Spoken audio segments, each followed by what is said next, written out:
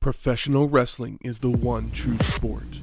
Other sports have their share of intense, dramatic moments, but nothing can compare with professional wrestling.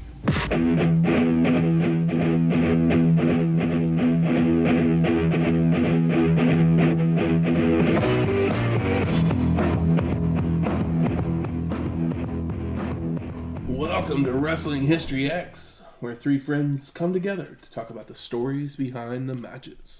I'm Matt. I'm the Dirt Mike Kid. And I am El Puerto Riqueno. Welcome to episode 190, CyberSlam 1996. We're in the cyber age, y'all. I know, I wish I could make the internet sounds. Noise. I love that so much. We all do. We remember it so fondly. Yep. It's very, I miss pleasing. I miss kind of that and, getting those random phone calls from fax machines. AOL trial discs. You still don't get random messages from fax machines? I haven't in a long time. We still do at work. Really? Occasionally. Who the hell still faxes? I don't know. But, our printer will start doing the fax machine noise, and I'm just like, oh, well, okay, cool. No, I meant just actually on my phone. Occasionally Hell I get yeah. them back in the day. But I still get it. Maybe not on my phone. But... Yeah. So this was the first annual CyberSlam produced by ECW.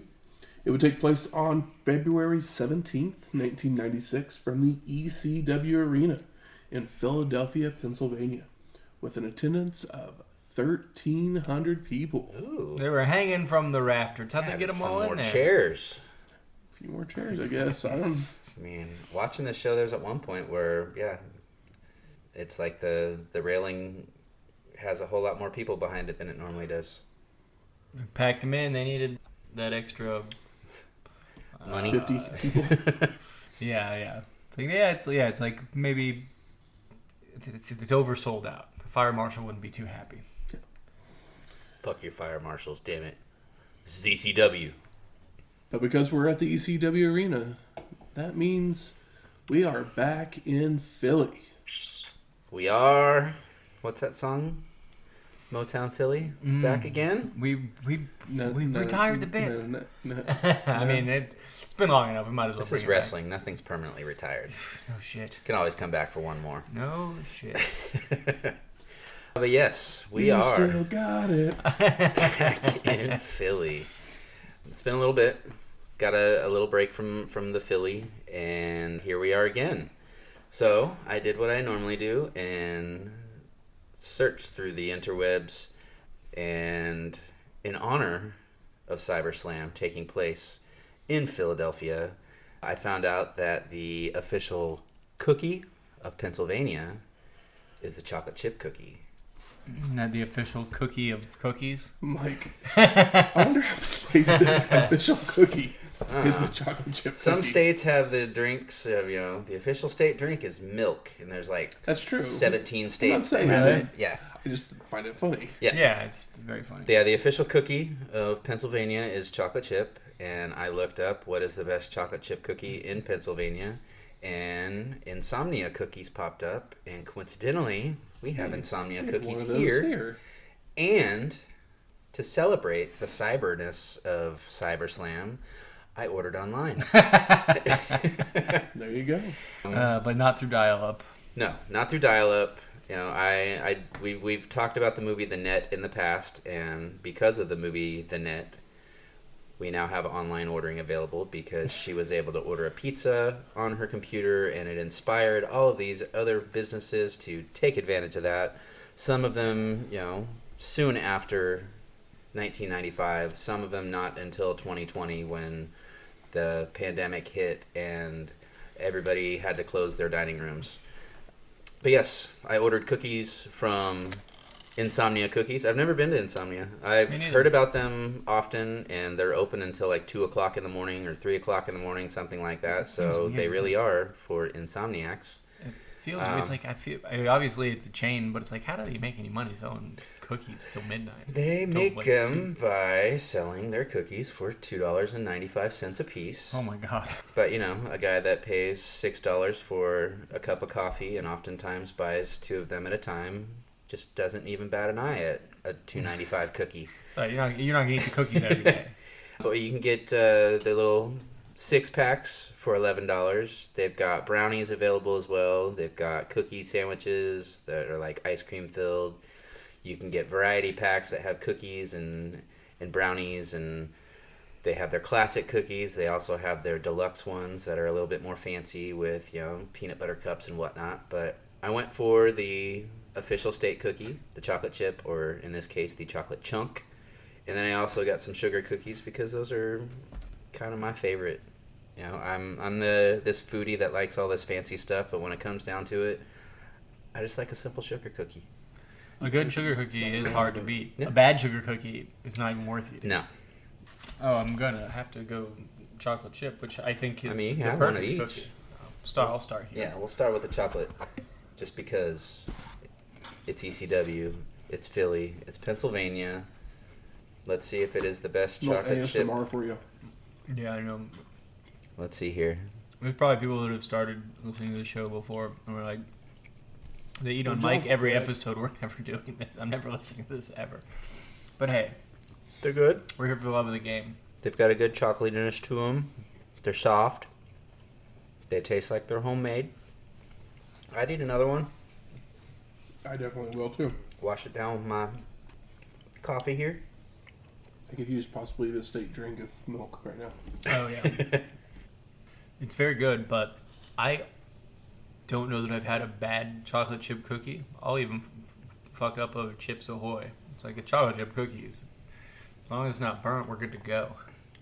So Chips Ahoy, are you more of the original Chips Ahoy? Do you like the super chunk or whatever they're called? Or do you like the chewy? soft and chewy? Probably the OG ones, just the regular ones. They make thin ones that are pretty alright. I never buy them.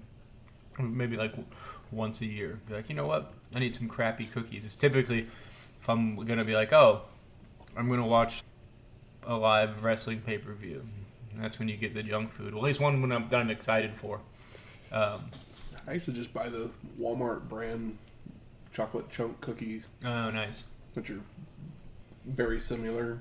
Yeah. Yep. Not quite as good as these. 'cause No. This is definitely beats any of the prepackaged stuff from your typical grocery store. But I've gone to these high-end donut places before, but I've never gone to one of these cookie shops, and I'm happy about it.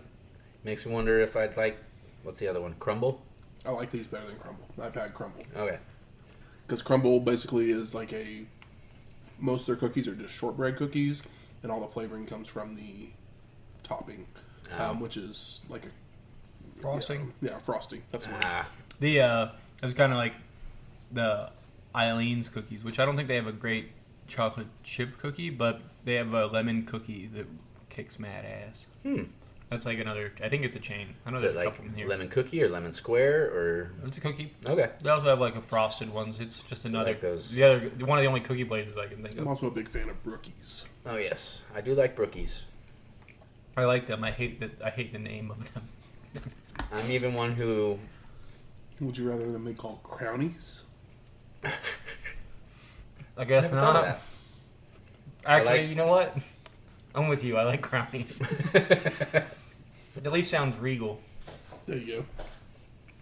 Well, the movie that would hit the theaters the day before would be Happy Gilmore. Cue the Skinnerd. Price is wrong, bitch. Yep. Don't you want to go to your home?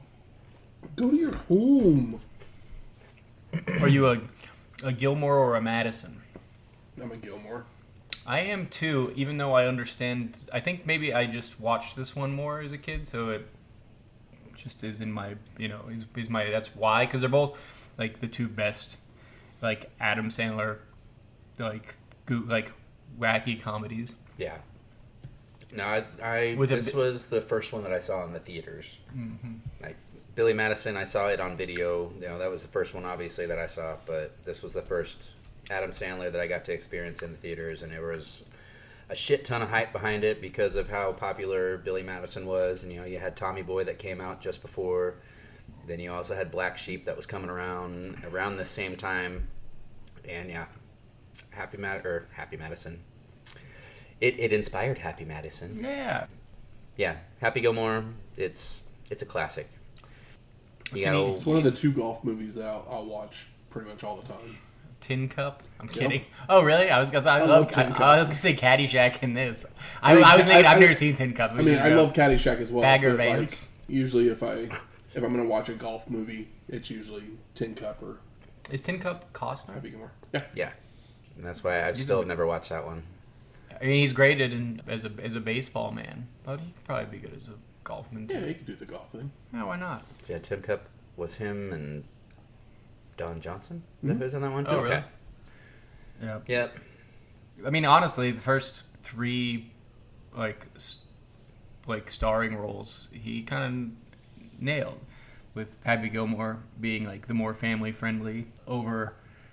It's less like crude than Billy Madison, and then I think that The Wedding Singer is fucking great. Yes. I think that I love that fucking movie. Yeah. I know it's not as like wacky or goofy, but I think that it's just a really it's solid. Not full Sandler. It's No. 80s, so it's just the right amount of wacky, goofy 80s nostalgia. When he tells her to take off the Van Halen shirt before they break up. But yeah, I love that one too. There's after that there's some ups and downs for sure, but you can't go wrong with the first 3 if you're just looking to have 90 minutes of a few giggles. I'm even a huge fan of Little Nicky. I don't care for Little Nicky. See, I love Little Nicky too. I didn't. What's crazy is I think I'd appreciate him more now than I. Waterboy in one of my reports today. Really, it's like I feel like I'd appreciate them more now than when they came out, because I saw Waterboy in the theater and didn't even really like it. But I bet I would appreciate it much more as an adult than like just a kid that probably didn't like anything. I'm trying to think of like which Adam Sandler movie it was that made me not really care for Adam Sandler movies for a while. I'm trying to think of which one was the... They were all decent, really, until Was Jack it Mr. and Deeds? Jack and Jill? Okay. I never saw Mr. Deeds. Yeah, Mr. Deeds. Mr. Deeds wasn't bad. No. Big Daddy's pretty charming. That one you could feel the shift happening in it. Was Grown Ups before? No, Grown Ups was after Jack and Jill. Yeah, and that's kind of like an ensemble thing. I think you had... I mean, he had to do something like that because... Click, and then... See, I liked Click. Yeah, that's why I'm thinking Click, and then I think it was Jack and Jill that came after that. Jack and Jill was just you straight trash. You can't pay me to watch that one. No. I mean, I watched it just because I wanted to see what the hell it was. Like, literally, because I'm a collector of DVDs and stuff like that, so, like, I literally have every Adam Sandler movie until Jack and Jill, and then I was just like, this is so bad that I'm like, I have to stop my collection because I can't have this hole in my collection. Is that the one with the Dunkachino? I The Dunkachino. don't know. I'm trying to remember because I've only ever watched Jack and Jill once, so I don't remember a whole lot about It it. was so bad that I just, like, try and block it out of my memory. But like Spanglish, I really loved. Yeah, but that's like still not just Punch like. Drunk Love, was that what it's called? Yeah, Punch Drunk Love was that great. one was Yeah. great. But I mean, those when I say Adam Sandler movie, I don't think of those movies because Spanglish is like an Albert Brooks movie and Punch Drunk Love is a PTA movie. But like It's I'm starring talking Adam like Sandler. when I say Adam Sandler, I mean like Happy Madison movies. 8 Crazy Nights, Anger Management, But 50 First Dates, Spanglish, Longest Yard, Click. I forgot about Longest Yard. I Now Pronounce You Chuck and Larry, You Don't Mess with the Zohan, Yeah, that's where they started going down. Bedtime Stories, which Bedtime Stories is actually better than it ever deserves to be. And You Don't Mess with Zohan has the most beautiful woman in the entire world. And it has Busy Bubbly. that's the one where he cuts hair, right? Mm-hmm. Grown Ups was actually before Jack and Jill. Was it? Yeah. Okay. And then he did Just Go With It with Aniston. And then did Jack and Jill. And then made just a bunch of shitty movies for Netflix. And then he had his Uncut Gems. Yeah, Uncut Gems. I love that one. He did that comedy special concert thing that was actually really good. I don't know if People I ever like watched that one. You should watch it. It's really good. And of course, there's like a really sad part where he sings a song about Chris Farley. Heard his new gets one everybody called to cry. Hustle's pretty good. Yeah, I've heard good things about that one. But enough about Adam Sandler, guys. Yeah, we've done enough. Hey, you will not make this putt, you jackass. You could argue that he's done enough as well. One more thing before we get to the wrestling, though. Happy Thanksgiving, everybody. Do we play the Thanksgiving song now? Another Adam Sandler Oh, tradition? I know the Lunch Lady song. What's the Thanksgiving song? Love to eat turkey. Love I to think eat that's probably good. turkey. Is that off one of the CDs? Or No, it's on. oh, I mean, it's it's on. It was Saturday Night Live, but then he ended up putting it on a CD too. I don't remember that one. More of an at a medium pace guy. Turkey with gravy and cranberries. I can't believe the Mets traded Darryl Strawberry or something like that. Yeah. Yeah, that probably rhymes better than Lenny Dykstra. That definitely rhymes better than you. Something about He played for the Mets, right? something in aluminum foil. My brother likes to masturbate with baby oil. Yeah. It's a great song. Family classic. Sounds like a winner. If you're listening to this on Thanksgiving, you know what to do as soon as this is over. Find the Adam Sandler Thanksgiving song. If you're not already listening to it. So enjoy that time with your family. Give thanks. That's right. Send me some pictures Yeah. of dinner. Eat too much, go to sleep early. Especially if you're in Philly. Exactly. Tell us what you're eating on Thanksgiving. Yeah, what the fuck do Philly Philly. people eat in Thanksgiving? Is it a cheesesteak shaped like a turkey? Is it turkey cheesesteaks? God. Tofurkey It's cheesesteaks? probably just turkey. I think, outside of the ECW people, they're probably mostly normal. Okay, we'll get to the wrestling now. So we get date and location of the show before a title card. And we go straight to our first match. The Bad Crew of Dog and Rose and Judge Dredd versus Dino Sandoff, Don E. Allen, and the Dirt Bike Kid. So we haven't seen the Bad Crew since December to Dismember, episode 174. Sandoff since Hardcore Heaven 95, episode 156. And Allen since November to Remember 95, episode 171. You can't shake Don E. Allen. And this is our first Dredd It's our first Dredd, cat. but it's not our first Dirt Bike Kid. No. Because he was the Shark Attack Kid. He's like, well, I'll try a new gimmick since you just totally jobbed me out. Wow, he's going that before 1, 2, 3 route where he was like the Lightning Kid and the something kid and then the this kid and come on, kid. So everybody brawls as soon as they are in the ring, with the crowd letting them all know that they suck. I mean it. Dog hits a belly-to-belly on Allen, Dredd with a spinning heel kick and a press gutbuster on Dirt Bike Kid, followed by Dog hitting a Tiger Driver on Don E. Dredd with a rubber band slam of the Kid, Bad Crew with a top rope heart attack on Allen for the pin and the win. Post-match, Sandman enters the ring and just starts caning everybody, Oh, that's why this match happened. which the crowd loves, before grabbing a mic and yelling, "Yo!" each time he canes someone, before yelling out, "Now let's get extreme!" Yeah, that's why this match 911's not here anymore. We have to do something. Well, yeah, when the match first started, that's what I was thinking when I saw, I'm assuming that's Judge Dredd that looked like the bloated 911.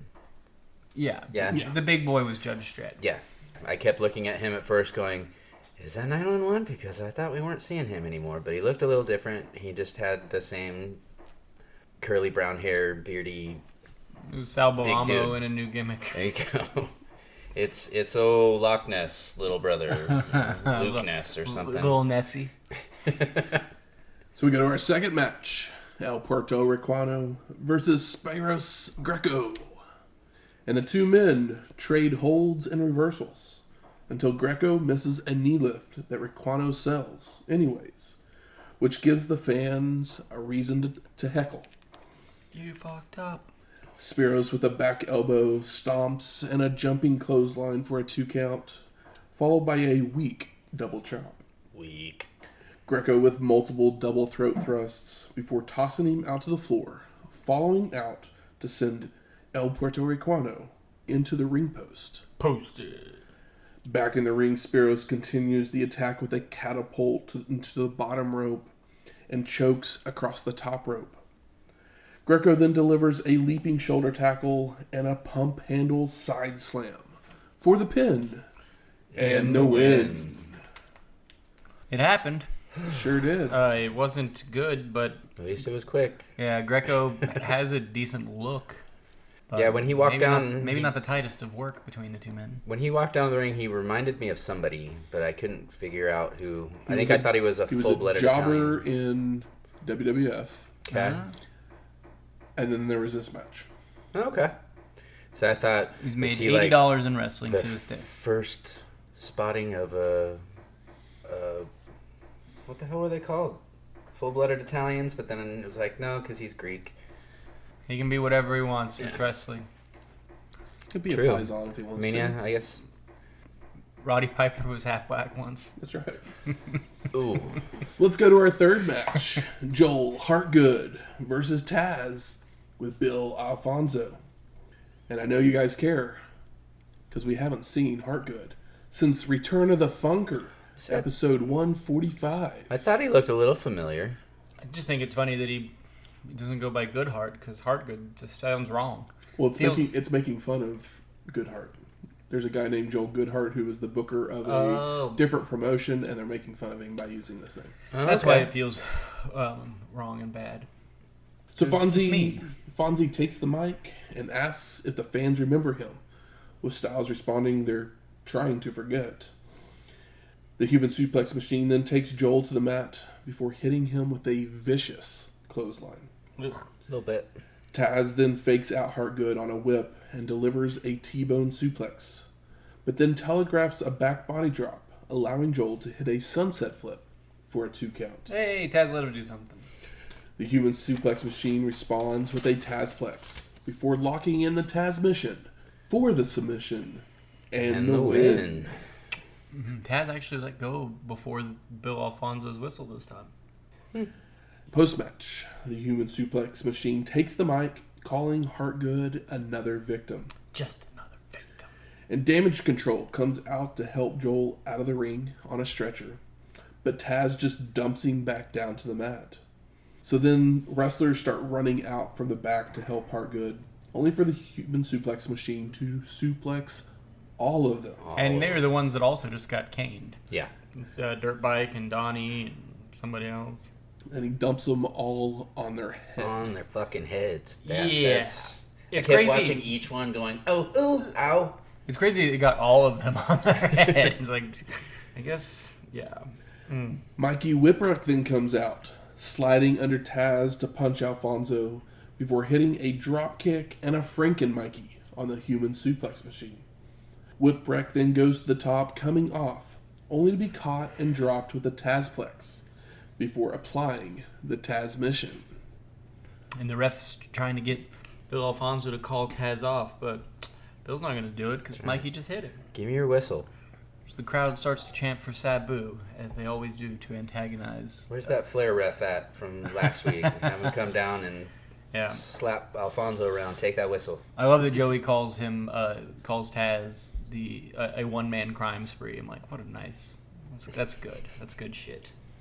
We then go to Joey Styles in the ring, and he welcomes everyone to ECW's Internet Convention, which makes me go, oh, that's why it was called CyberSlam. Because it wasn't, there's no way it was streaming.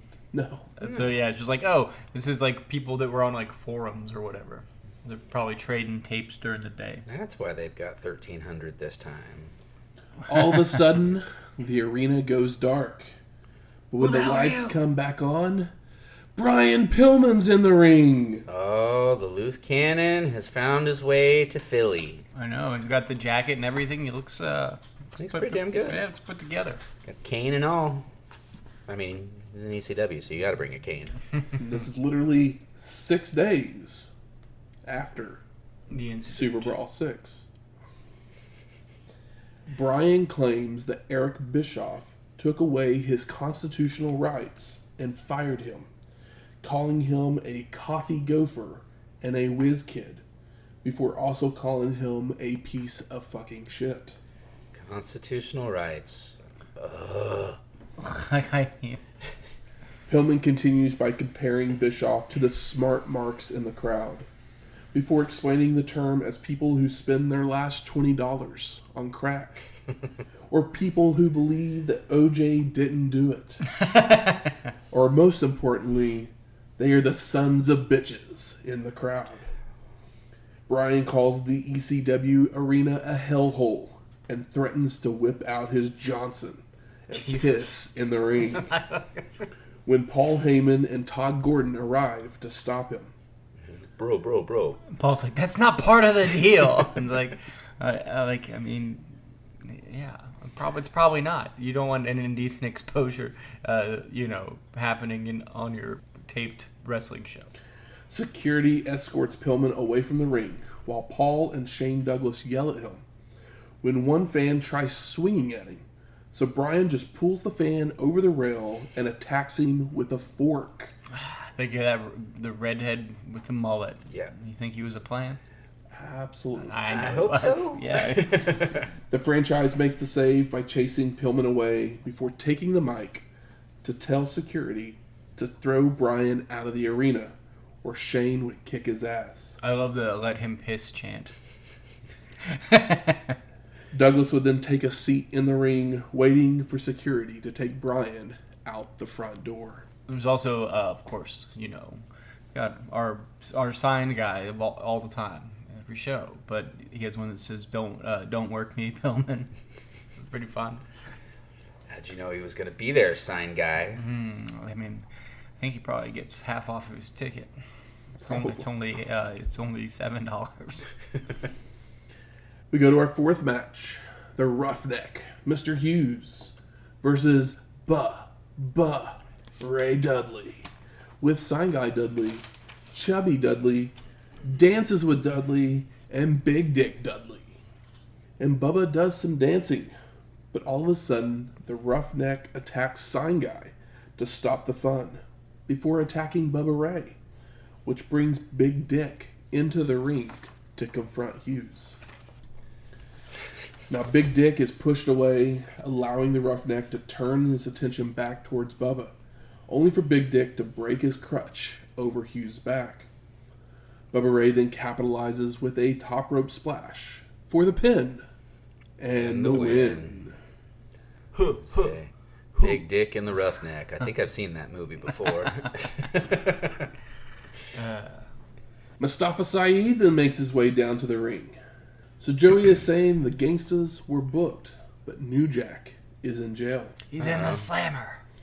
Mustafa takes the mic and does some creepy laughing before saying he will take care of things himself. Damian, Kane, and Lady Alexandra make their way to the ring, where they mock New Jack for his trouble and offer Saeed a job shining his shoes. Oof. But Mustafa just responds that he does need a job. A hand job. Oh, snap. How clever. Kane then mocks the Gangstas some more, so Saeed attacks, where they brawl out to the floor until the Headhunters arrive to stop it, giving Mustafa a double-team shoulder tackle, a superplex, and a flying splash to send Saeed packing. Damian takes the mic saying there isn't a team in ECW that will face his Headhunters. But music hits, so we got our fifth match. The Bruise brothers of Don and Ron Bruise versus the Headhunters of Mofat and Mahim with Damian, Kane, and Lady Alexandra. And we haven't seen the Bruise brothers since SummerSlam 95, episode 163, when they were the Blue Brothers. Old Jacob and Eli, back in ECW. So all four men start brawling in and around the ring, using guardrails, trash can lids, and chairs. The fight ends up spilling into the crowd, so we can't see any of the action, as the cameras lose sight of everybody. And Joey compares this to a Double Mint commercial gone hardcore. You know what?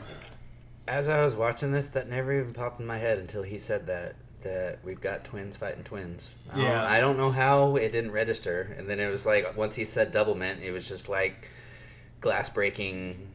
Holy shit, yeah. You know why it didn't register? Because you didn't care. That too. Everyone finally makes it back to the ring, where Mahim body slams Dawn before hitting a moonsault. But Ron at the same time hits a big boot on Mofat, with everybody making covers at the same time. But the ref only counts the Bruise Brothers pin for the win. And yes, I am completely guessing on who did what, because there's 4 fucking twins in this match. Mofat. That's funny. just a horrible name for a big dude. It's funny. I mean, it's a perfect name, but it's just a horrible name. Yeah. Mofat. It should be Fat and Mofat, the Headhunters. It's like Pete and Repeat, Fat and Mofat. I like that. Joey Styles then welcomes Tommy Dreamer and Beulah to the ring. Oh. The show's starting. And Tommy says he injured his shoulder at Blizzard Blast, apologizing to the crowd that he is out, only for Raven, Stevie, Meanie, and Kimona to interrupt him. And Raven says that injuring Dreamer wasn't the payback, before talking about how they deal with crimes in other countries by cutting appendages off. Mm-hmm. You knocked up my girlfriend. Shane Douglas and the Bruise Brothers then arrive to back up Tommy, with Dreamer telling Beulah to go with the franchise for her safety. And Tommy says he's ready to fight. Raven just tells him to get ready to die. Dreamer, prepare to die. And then doesn't attack, only for the Bruise Brothers to do so instead, kicking him and running him balls first into the ring post. Posted. Several times. A bunch of times. They're just like, we're going to run it back. Just Crushed keep all pulling of him. his hopes and dreams. Mm-hmm. Well, I mean, he already impregnated his As far as he knows. girlfriend. There might be a change at some point. This is the Springer era. Who knows? We then go to our 6th match. JT Smith versus Axl Rotten. Excuse me. The Italian stallion. JT Smith. We get Paisan. we get a recap of JT attacking Rotten with the microphone from Big Apple Blizzard Blast, before seeing Smith be handed a pizza from a fan, only for him to just fling it back into the crowd. It wouldn't be so much better if he just, took a bite and then dumped the rest on the floor. But there was probably nothing in it. JT then also places a small Italian flag in the breast pocket of the ring announcer's jacket, before jumping Axl as he talks to fans. Smith uses the timekeeper's hammer, but Rotten retaliates by whipping JT into the guardrail, before using weapons that the fans hand him, such as a chair, bottles, and some rope. They continue to brawl on the floor when Smith would hit a DDT onto the concrete, before they head into the ring. And we see Leon Spinks is in the crowd, guys. As Axl nails a back body drop and a corner splash. Rotten then goes for another, only for JT to avoid. Smith heads up top to hit a diving splash for a 2 count, before hitting a body slam and grabbing a chair, where he would head up top again to try for a moonsault, only to fall backwards while yelling, "Whoops!" Axl looks on in confusion, but it was all a ruse, as JT gets to his feet to clock Rotten with the chair for the pin and the win. That's one way to make sure everybody knows that it's a work. Yo, whoops. Yep. Well, that was his gimmick that I he kept know. messing up. Yeah, it's fun. We're JT fans. I mean, to an extent. Post-match, Smith spits on Axl before hitting the chair-assisted moonsault. JT then grabs a mic when Hack Myers would hit the ring. So Smith asks if he wants to dance, but instead nails Hack with the mic. We then get Shit and Shaw chants as the two men brawl their way to the back. When are we going to get the Shit and Shaw connection? Do we really want it? I mean, why not? The Shaw shit redemption. Yeah, at least one of them's over and the other one can potentially do stuff in the ring. I like that though. The Shaw shit redemption. There you go. Make it happen. Write that 27 down. years ago. Or however long ago it was. Yeah, Shawshank is 26. We're at 26 right now, I guess. Yeah. Yes. What, is Shawshank even out yet? Yeah, it came out in 94. 94, okay. We then go to our 7th match. The Eliminators of Perry Saturn and John Kronus and Stevie Richards versus the Pitbulls of number 1 and number 2 and Francine in a dog collar match. Perry sporting that new hairdo. Yep. All cleaned up. Probably just couldn't pass off balding any longer. Or maybe had a drug test or something and had to No, it was the first. get rid of the That's evidence. what Michael said. They shaved his head because he was losing his hair. But this is the Perry Saturn. We know the bald one. Triple dog collar match. Francine has a really cool Pitbulls t-shirt on. It's got She had her a shirt on? I was for now. focusing on her ass a little too much, probably. Yeah, but there was it's her with the shirt is of her holding the Pitbulls on chains like they are dogs. It's maybe the shirt was just made for this match. So once they chain everyone together, Francine shoves Richards, only for him to respond with a Stevie kick and remove the dog collar as the Pitbulls go after him. But the Eliminators attack the Pitbulls. Perry clotheslines number 2 multiple times, taking him out to the floor, while Kronus and Stevie work over number 1 inside the ring. Now on the floor, John sends number 1 into a guardrail.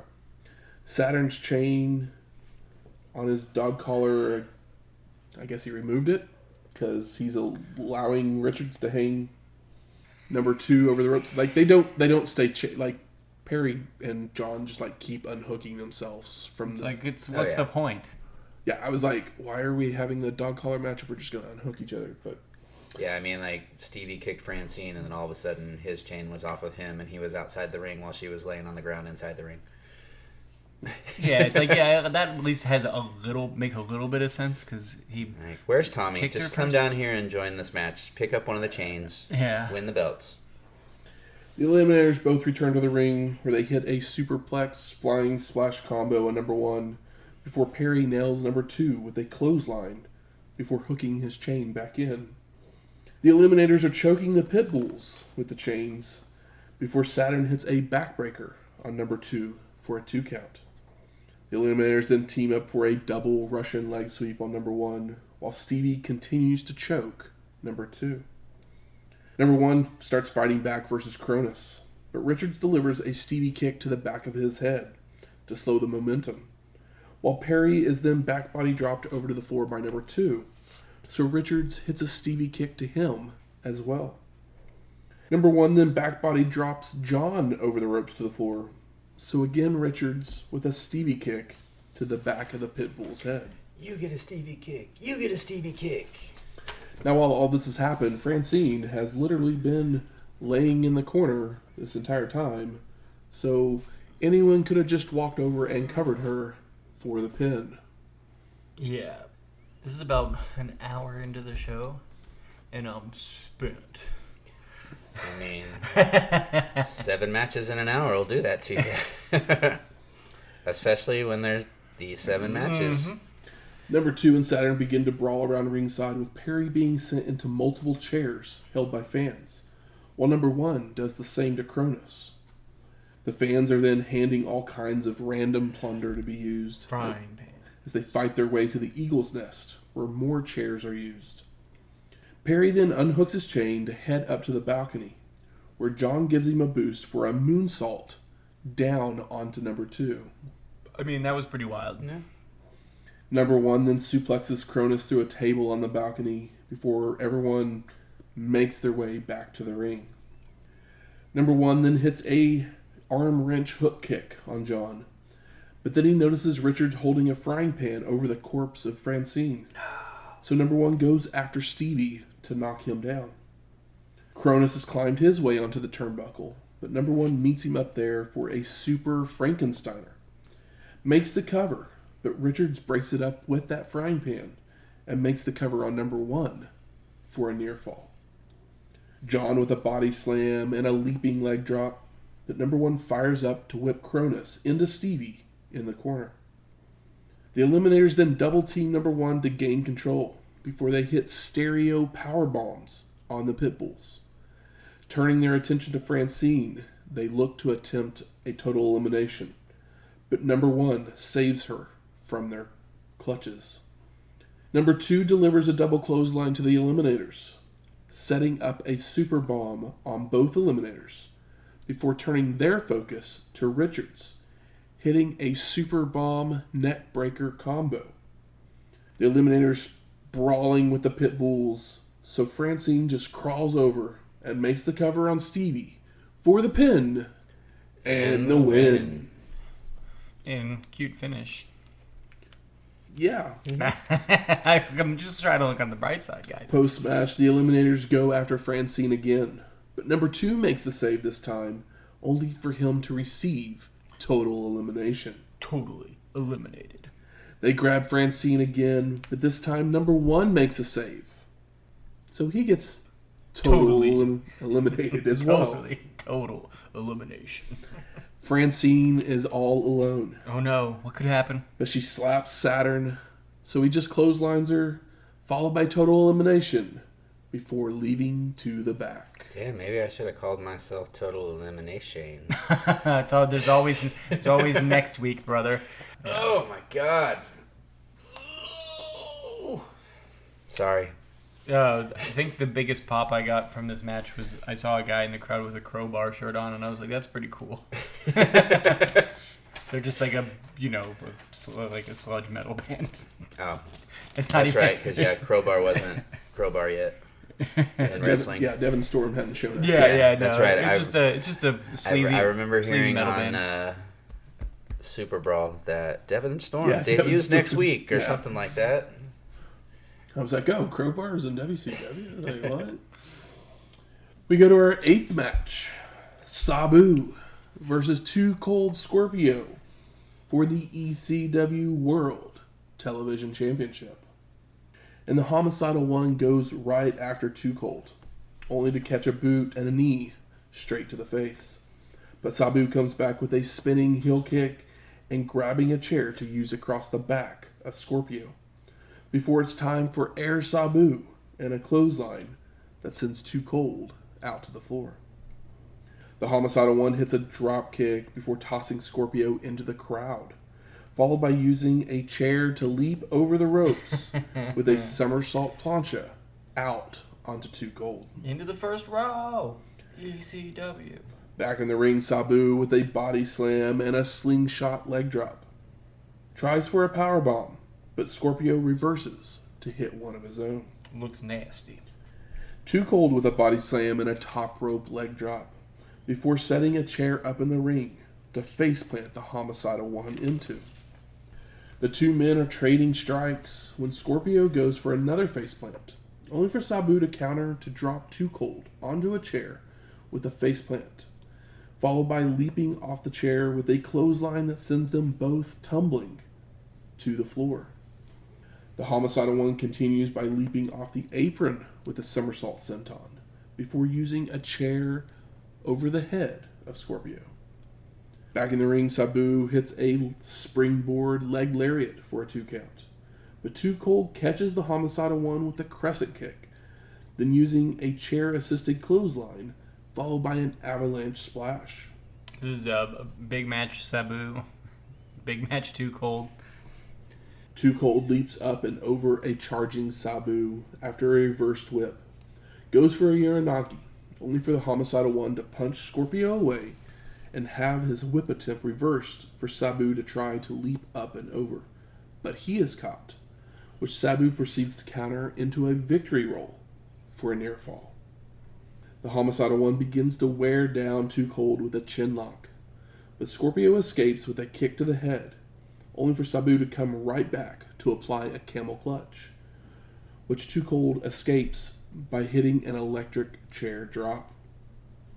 The Homicidal One goes right back to a hold, but Scorpio escapes and punts Sabu's balls to send him out to the floor, where Too Cold slams his head into the timekeeper's table before dragging him up to the apron to bring the Homicidal One in the hard way for a 2 count.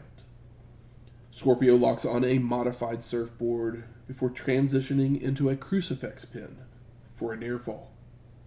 Sabu recovers with kicks and a slingshot leg drop, from the apron for a 2 count. But Too Cold's back up with a body slam and a moonsault for a near fall. Homicidal One throws a chair into the face of Scorpio before nailing an Arabian facebuster for a 2 count. Sabu lays the chair on Too Cold before hitting a springboard senton onto him, which ends up hurting the Homicidal One's thigh in the process. Scorpio's back to his feet to use the chair, laying it across the face of Sabu, but decides against it and delivers a pancake and a pump splash for a near fall. Too Cold then yanks the Homicidal One's leg against the ropes to continue to work that thigh area, landing a pair of pump kicks before hitting a body slam and headed up top for a twisting splash, only for Sabu to move to avoid. I'm used to sloppiness with these two, and they're keeping it together nicely in this one. I mean, they had their little moments, but yeah, nothing that made me cringe and think that somebody was about to break a neck or land ass first on somebody's face. Or they are doing everything under the sun. yeah, they're building up for all the shit that we've had to sit through for that first hour. So thank you guys. Keep it up. Yeah, they're making up for all the things that weren't done earlier. The Homicidal One starts to climb the ropes, only for Scorpio to meet him there to nail a sunset flip powerbomb for a 2 count. Sabu responds with a basement dropkick, only for Too Cold to basically no-sell and climb to the top, where the Homicidal One meets him to deliver a super victory roll for a near fall. Sabu avoids a dropkick, then back body drops Scorpio out to the floor, following out with a tope suicida that the ref has to avoid. Back in the ring, the Homicidal One hits a turnbuckle smash and a clothesline for a 2 count, before locking on a Fujiwara armbar. But Too Cold escapes to drop a knee across the face of Sabu. Scorpio then looks to dump the Homicidal One out to the floor, only for Sabu to counter with an arm drag to bring Too Cold with him, followed by leaping off the ropes with a springboard Asai moonsault, where the Homicidal One lands knee first against the guardrail. Well, I know Too Cold tries to save him, but it's it's a little too late, buddy. Sabu then sets up a table in the crowd area, setting Scorpio on it before jumping over the ropes with an air Sabu through the table.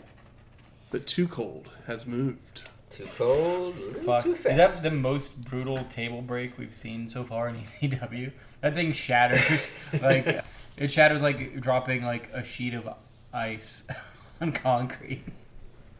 Too Cold doesn't let him rest, using chairs across the Homicidal One's back before dragging him back into the ring for a near fall.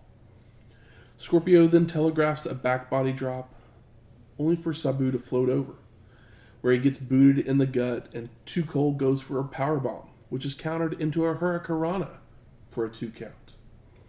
The Homicidal One hits a springboard moonsault for a near fall, before trying for a top rope moonsault, only for Scorpio to move. Too Cold looks to take advantage with a powerbomb and heads up top to drop the bomb for the pin, and the no Sabu kicks out. Scorpio takes the Homicidal One down with a leg sweep Uranagi and heads up top again for a flying leg drop for a near fall. Too Cold goes up top again, only for Sabu to throw a chair at him, climbing up as well to deliver a super Frankensteiner for the pin, and no, Scorpio kicks out. Both men go for clotheslines for a double KO as we hit 3 minutes remaining, where Too Cold is up first and comes off the top with the 450 splash. But he doesn't make a cover, grabbing a chair instead with 1 minute remaining. Scorpio then comes off the top with a chair-assisted dive, but the Homicidal One has moved out of the way, proceeds to place the chair on the face of Too Cold before hitting a springboard leg drop. 30 seconds to go, and then Sabu continues with a somersault senton onto the chair, which is still on Scorpio's face, only for both men to be hurt. The homicidal one finally crawls over to make a cover for a near fall as the bell rings Ding, ding, ding. for a time limit draw. 5 more minutes. Yup. I mean, that's the chant. Best and only good match so far. Yes. But I mean, they did everything under the sun. They both end up looking strong. Sabu kicked out of everything. Scorpio did the same. Yep. Yeah, his little excursion to WCW brought him back and I guess made him appreciate where he was, because he's been doing nicely since he's returned from there. I guess he went to Japan for a while too. Whatever it took to get away from Taz. Is kind of the only place for Sabu. Yeah. Because no one's going to put up with his wild bullshit. Nope. Many have tried, and I don't think any of them have succeeded. All have failed. So we go to our 9th match. Cactus Jack versus the franchise, Shane Douglas. And I think this is the first time that we have seen Brian Hildebrand as the referee. We'll know him better as Mark Curtis when he's in WCW. Okay. But he's basically, he always wears suspenders. That's how you'll kind of recognize and know who he is. But I know he has some fun moments during WCW and everything. So yeah, I recognized the name when they said it, but I was like, I don't know how I know this guy's name. Yeah, kind of the same. Probably from just listening to other wrestling podcasts or whatever. But I was like, oh, this is a name that I should remember. I mean, he has passed away, and they actually have I think Shane Douglas actually does a memorial show for him, basically like every year, which is kind of cool. So. Yeah, for sure. So the franchise immediately goes after Jack, beating down the sharp-dressed man, using his tie for a snapmare, and just ripping the suit off of Cactus Jack. Shane with a clothesline and kicks to send Jack rolling out to the floor to regroup, but Douglas stalks after him, only to get met by Cactus Jack using a crutch and running the franchise into a guardrail. Shane then grabs the crutch and goes low on Jack before coming off the top turnbuckle with a double axe handle. More crutch shots before heading back into the ring, where Douglas lays it in with right hands. When he grabs the mic to tell some fans, class dismissed. Sure. Thanks, Dean. The franchise keeps up the attack with a leg drag, pulling Cactus Jack nuts first into the ropes, but Jack looks to retaliate with a vertical suplex, only for Shane to reverse, sending Cactus Jack into the front row.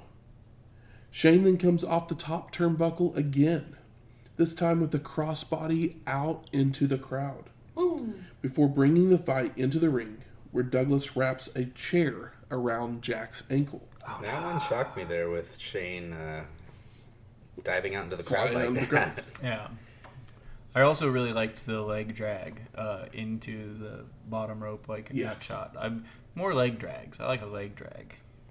The franchise then hits a pump splash onto the ankle, but he then ends up charging into a back elbow and a big boot in the corner.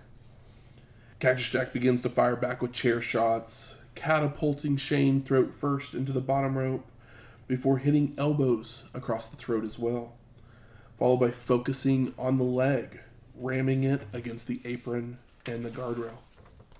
Back in the ring, Jack hits some forearms that sends Douglas stumbling out to the floor, so Cactus Jack lays the timekeeper's table over the franchise before hitting an elbow drop onto the table. I mean, Cactus Jack goes through tables, and it's always of his own accord. Jack then drags Shane back into the ring to drop toe hold Douglas into a chair for a 2 count, followed by nailing a pile driver for a near fall. Cactus Jack is just laying it in with right hands when the ref gets in between them to separate them. But while he's doing that, the ref also hands the franchise some handcuffs. What the hell? And Jack goes back on the attack, but Shane nails him with a handcuffed field fist. Oh my God. Before locking his hands behind his back.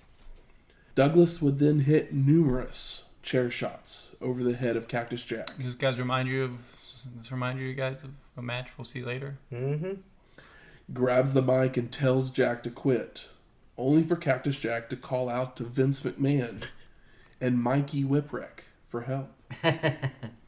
The franchise continues with more chair shots before putting Jack in a figure 4 when Whipwreck would arrive, only for him to clobber Cactus Jack with a chair, knocking him out so that his shoulders were down for the pin and the win. And that was there was a lot of chair shots in that ending there, but Mikey's chair shot was nasty. It looked like he meant it. It was extreme. I guess we'll say that. Yeah. There was a fun moment where Cactus Jack he's on the when they're brawling around the ring as they're wont to do. He has a free second, so he decides to just spit in the air and catch it in his mouth. And I was like, hardcore is back. That's one of those that stuck out of my head because not only did he do that, but didn't so much catch it, but then he just had like this spit line across his goatee area. Pretty gross. Pretty gross, pretty great. Also, the sign that said Shane Douglas isn't click material. Forgive me, Uncle Eric, on the back of his t-shirt. Yeah, this match was a lot of fun, even though it was brutal at times, and I couldn't tell for sure if Cactus Jack actually got knocked out at the end there, or if he was just playing dead nicely, because the chair hit from Mikey was very, very intense, and then with the figure 4 being locked on the way it was, he didn't budge whatsoever, so it made me wonder even more if he was out. He was training. He'd been on the phone with the Undertaker. It's like, how do you stay so still? Yes. We then go to our 10th match.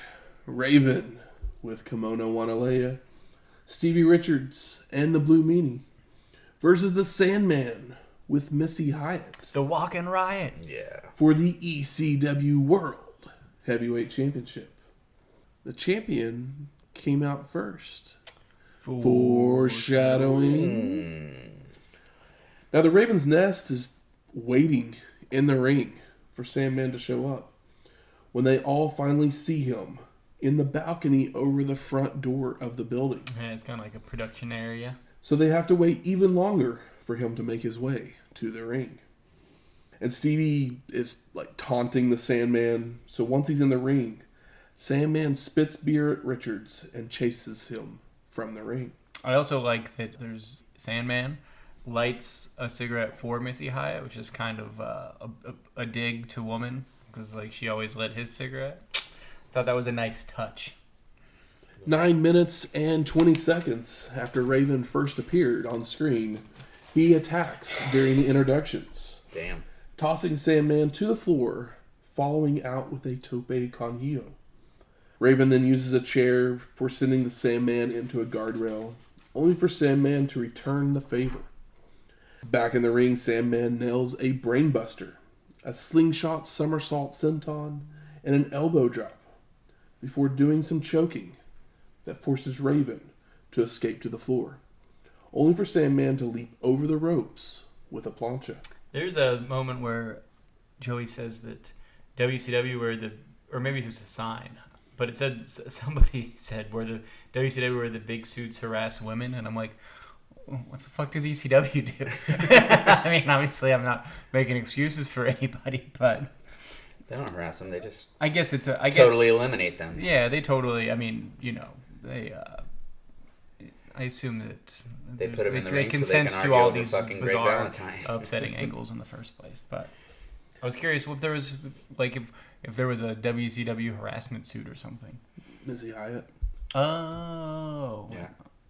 From just somebody, or was it? When her boob popped out, people put that picture up at the I forgot WCW about that. office.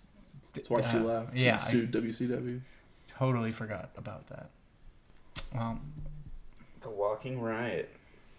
Sandman then starts tossing chairs into the ring before rolling Raven in and offers Raven a seat.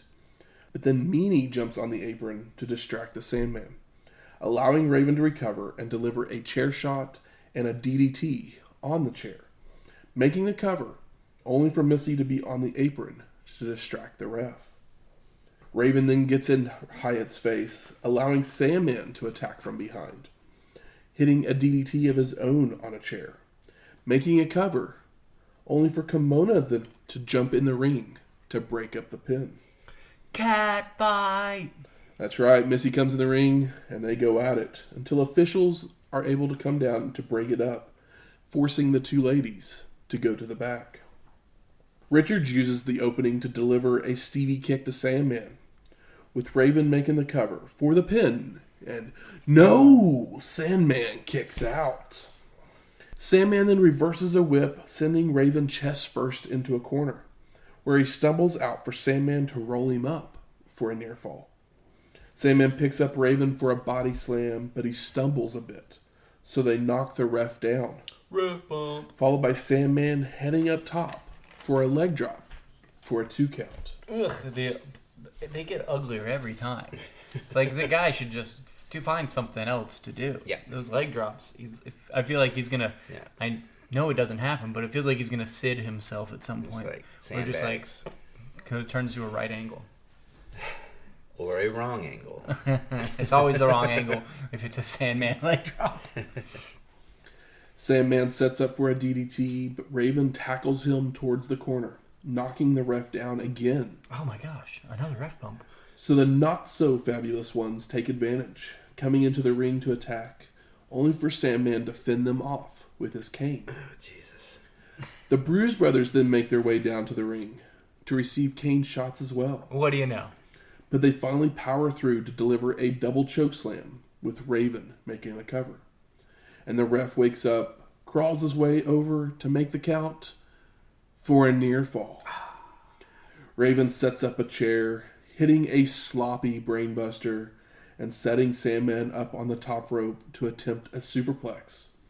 But Sandman blocks, so Raven has to counter by just pulling him off the top rope, sending him into the chair. Oh no! Raven then delivers a DDT for the pin and the win.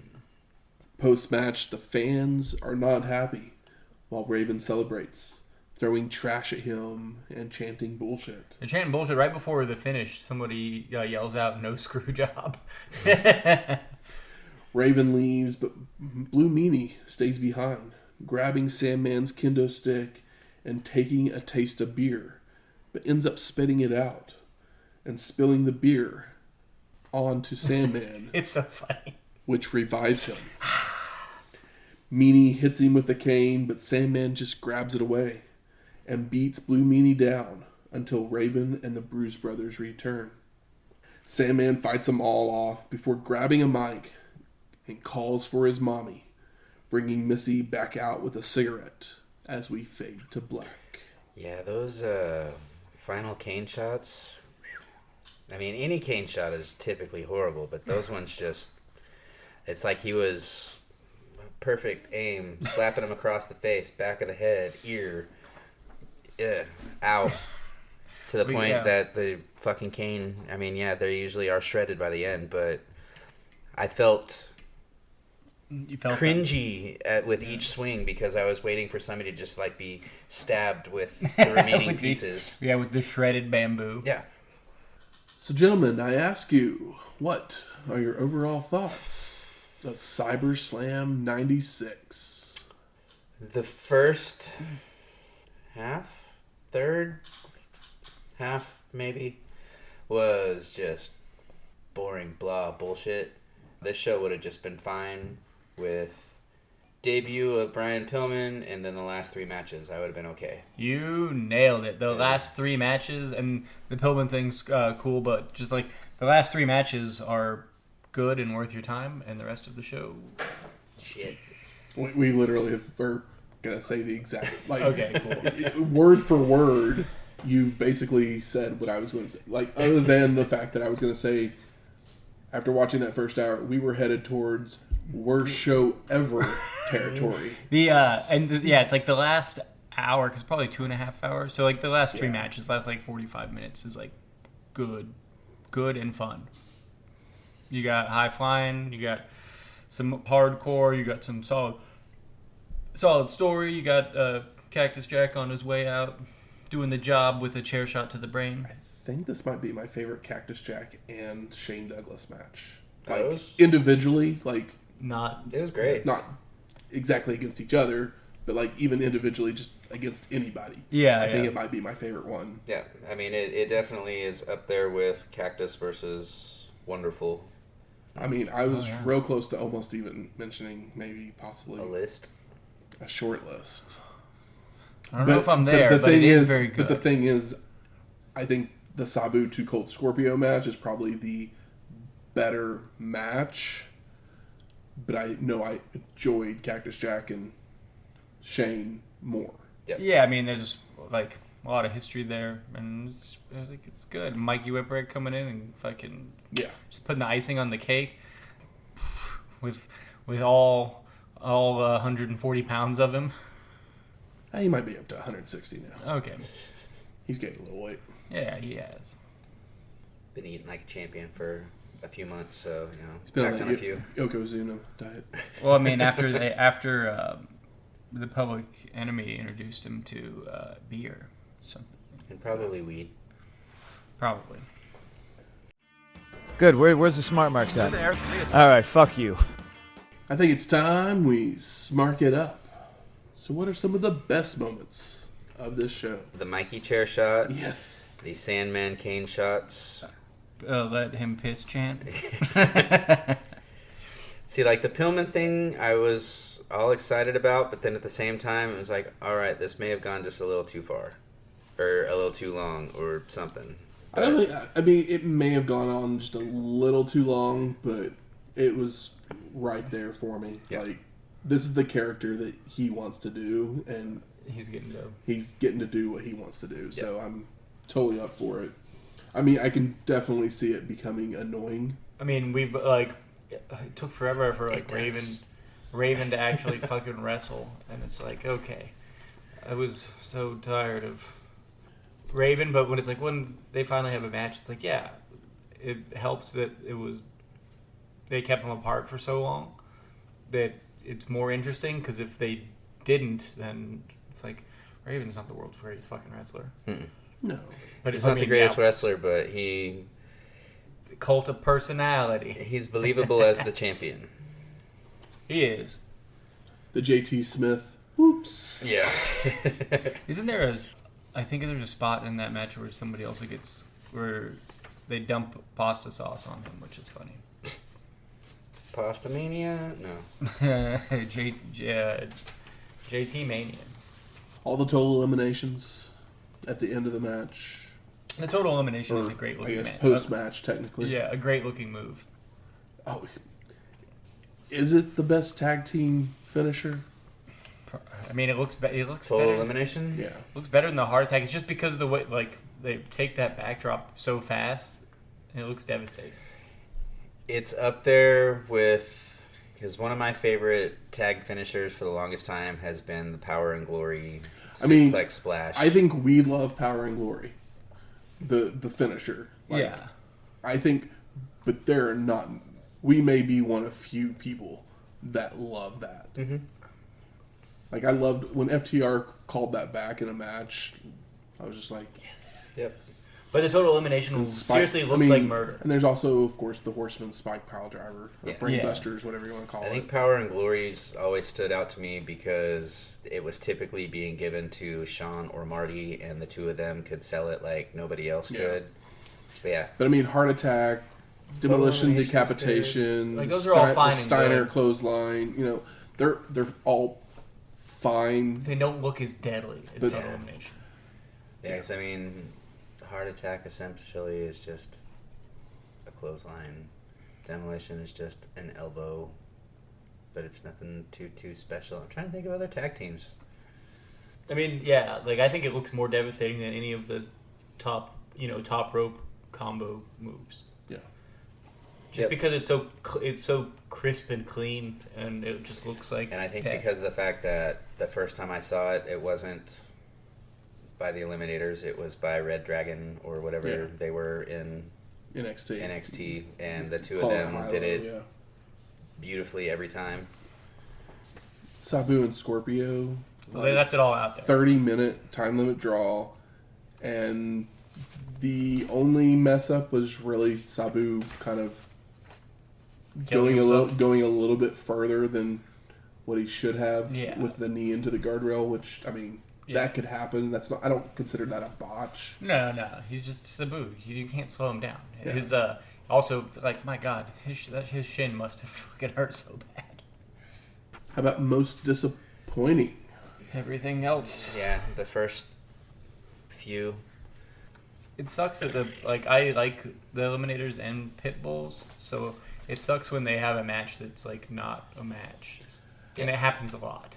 Okay, so that match isn't bad. The logic of it. It's not bad, but it's not necessarily good either. It annoys me. Yeah, because they just kept unlocking the chains. Yeah, like I mentioned it while we were covering. Francine's literally laying there the entire match. I'm like, Stevie, like everyone went to the fucking Eagle's Nest. Yeah, and Francine's still laying in the ring. Yeah, Stevie, run back, cover, finish, match's over. Like, I mean, essentially, it's like those cage matches where, you know, you've got the cage, so you can't get out of the cage, but then, everybody escapes the cage and nothing happens. Yeah. So I'd rather just see them wrestle a regular tag match, but that's not going to happen. Oh, we forgot the best line. Mm-hmm, I'm listening. Mustafa Saeed needing the hand job, guys. Oh. Yeah. They were like, well, just go out there and do something. Yeah. Probably that will be Mustafa Saeed's, like, one shining moment in his entire career. I mean, we also had the double mint commercial Gone Hardcore line, which is funny. But that's also a disappointing moment because it's like, I literally was like, I have no clue who's who in this match. And I don't care. Yeah, that's the biggest problem is that you don't care. Yep. Yeah, I mean, you've got 911 Heavy and Judge Dredd making his debut with the Bad Crew. 911 Heavy. As if 911 wasn't heavy. Well, I mean, I couldn't say 911 Light because he wasn't exactly light either. No. Yeah, that's one thing I don't like with ECW is they often start the show with matches I don't give a fuck about. And that's not a way I like to start a show because I want to be on the edge of my seat. Like, the initial bell ring. And sometimes it's a good thing because they used to have 911 come down and, you know, power slam everybody or choke slam. But this one here, it was like, here's a bunch of people that nobody knows and nobody cares about. And so, yeah, I mean, I completely agree. Him. I completely agree with you. Before I say anything else about it, I completely agree with you. Unfortunately, back in the days, and it's changed as we've gone through time. The first match wasn't like the philosophy of it now is put a good match on first to catch everyone's attention. They'll stick around. Back then, even in '96, everything was a build to the end. And see, I can totally get that. You put your newest people on that first match just to get them some experience because they're going to go the shortest amount of time. Blah blah blah.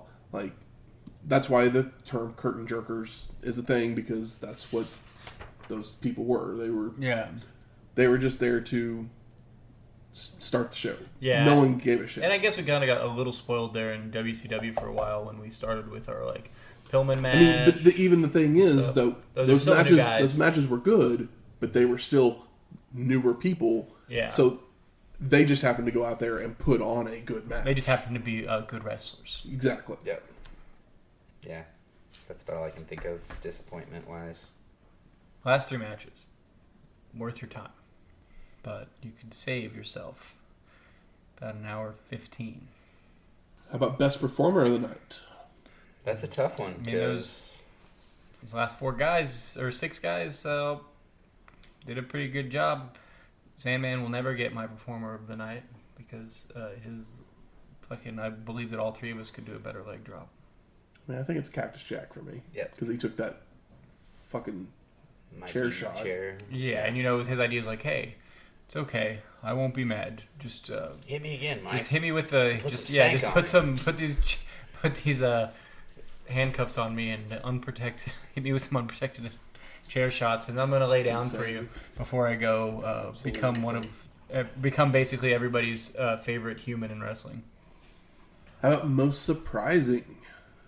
For me, it's that this show was able to turn it around in my head. Yeah. Because I literally was like hour into this show after this first 6. I was like, the Pillman promo was the only thing going for this show. In the first hour. Legitimately, at the 1 hour mark, I wrote in my notes 1 hour and I'm fucking done. And then it turned around to the point where we're like the last 3 matches are good, and you should watch them if you like ECW or you like or are a fan of any of the people we named in those matches. I'm trying to think. I mean, I knew Pillman was going to show up. I didn't expect it to be that quickly after WCW. But then I guess I shouldn't be surprised by that either, because I kind of knew the story of how he played them. Spiros, Greco. No, I'm just kidding. I say he had a good look, but that match stunk butt. Oh, yeah. Yeah. The Bruise brothers showed up, but once again, it's like, who cares? Who cares? Like, I don't need any more. Most surprising that we got a couple of big tag teams. We've had big tag teams replace our big tag teams over time in these years of ECW. Right now, it's the Eliminators and the Pitbulls. We don't need the Bruise brothers. No, we don't need the Headhunters. I mean, I guess they need other people. Otherwise, we run into that gangsters and Public Enemy situation where they're fighting each other every show, every week. But get us some better competition for them people. Yeah. I'm trying to think if there's anything that was really like super surprising for me. I don't think so. Yeah, I don't think there's a whole lot. It's not surprising that Cactus Jack laid down on his way out. Yeah. Was this his last ECW? It was not. Oh, okay. It's not. Okay. It felt like it with the finish. Yeah. But I'm always ready to see him. He's got to get his revenge against Mikey Whipwreck. Well, I don't know if he was going to get to do that or not, since he's already had a big W promo. He didn't show up until the Raw after WrestleMania, so he's still got a couple months. Okay, cool. That'll be fun because Cactus Jack can do a lot with that. With that headshot that he took. Making their way to the ring. It's trivia time. Ooh, fook. This week the category is pay-per-feud. We're back and it's time to play the feud. Let's have it. John. Pay-per-feud. Okay. I will list the matches. You give me the name and year of the show. Points are based on when you answer. So 5 points if you get it with the first match. Decreasing 1 point for each match that is given. Are we ready? You are building up to the main event? Yes. Okay. Let's do it. Shanghai Pierce with Tex Salinger versus Ice Train for 5 points. Shanghai Pierce with Tex versus Ice Train. I'm trying to remember Ice Train. Yeah. I mean, we can probably guess. Next I match? do not know the show. Yeah, come on, brother. The Nasty Boys of Brian Knobbs and Jerry Sags with Missy Hyatt. Okay. Versus the Horsemen of Arn Anderson and Paul Roma for the WCW World Tag Team Championships. And remind me, is this just 93-94? Yes. Okay. So, I'll say... Go ahead, buddy. I can pick Clash a year. of Champions 1994. I don't know the actual... I mean, if you give me a Clash of Champions, you got to give me a number. Yeah, I was going to say their number. Clash of Champions 26, 1994. That is incorrect. A nice wild shot. Would you like another match? Yeah, give me another match. Do it. For 3 points, Yoshi Kwan with Harley Race versus Cactus Jack in a bounty match. I'm just going to... Vaguely I'm also remember just going Yoshi Kwan. to throw the dart for a... I mean, you're the only one left, so you can always take another match. Which is fine. I'm going to go Havoc 93. Very close, but incorrect. Ah, is it Havoc 94? It is Fall Brawl. Oh, that kind of close. Different kind of close. The other couple matches were Ravishing Rick Rude versus the Nature Boy Ric Flair with Fifi for the WCW International World Heavyweight Championship. Better times. And the main event was Harlem Heat of Kane and Cole, Sid Vicious, and Big Van Vader with Colonel Robert Parker and Harley Race versus the Natural Dustin Rhodes, the British Bulldog Davey Boy Smith, I forgot Dave. the Shockmaster, and Sting with Road Warrior Animal in a War Games match. The only reason I did the Havoc was because when you said Quan and Cactus, you put a gimmick in there. And I was like, oh, well, we'll just go with a Havoc because it was like a bounty match or something like that. Yeah, there was a bounty on Jack's head. Yeah. That was I was trying to remember when you said Yoshi Kwan. I think we only saw him like once or twice maybe, so I couldn't remember what the hell show it was. Yeah, I wouldn't have got this either way because... You guys might have been able to get it on the main event. Yeah, I mean, once you said the main event, then I remembered the War Games at the Fall Brawl promo. Yep. But, yeah. Oh, well. So we've now had 10 trivia questions so far this season. So I was going to give you a little score update. What we got? Shane, you have 20 points. 20. Michael, you have 21. Oh my gosh. Ooh. That's nice and close. That's fun. That's so much better than Last time. yeah. I think this is about the time last time where I started pulling ahead, so... Hey man. Next week, In Your House 6. Oh, please be better than 4 Hey, at least they're short-ish. and 3. I don't remember. Did we watch 5? We probably watched We've 5. watched all the In Your Yeah, Houses. that's right. I forgot. These are all pay-per-view. Yep. Yeah.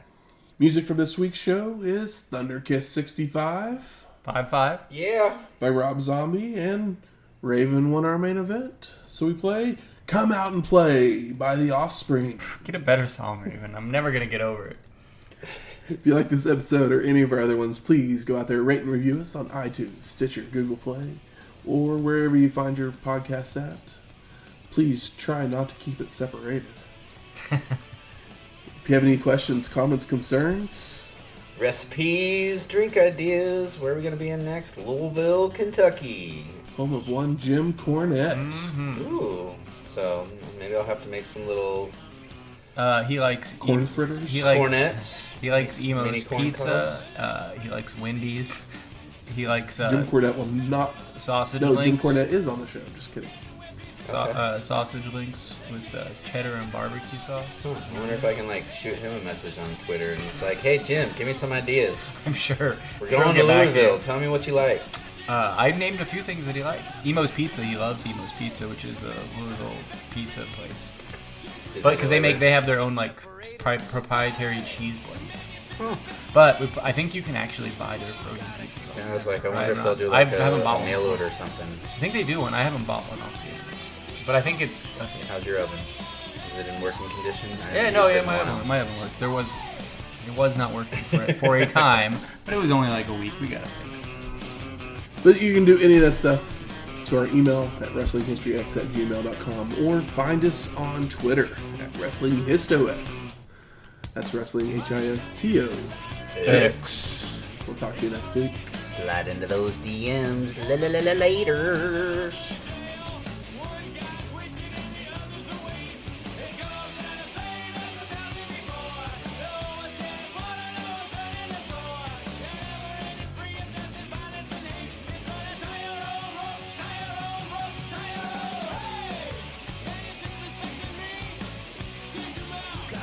Separated.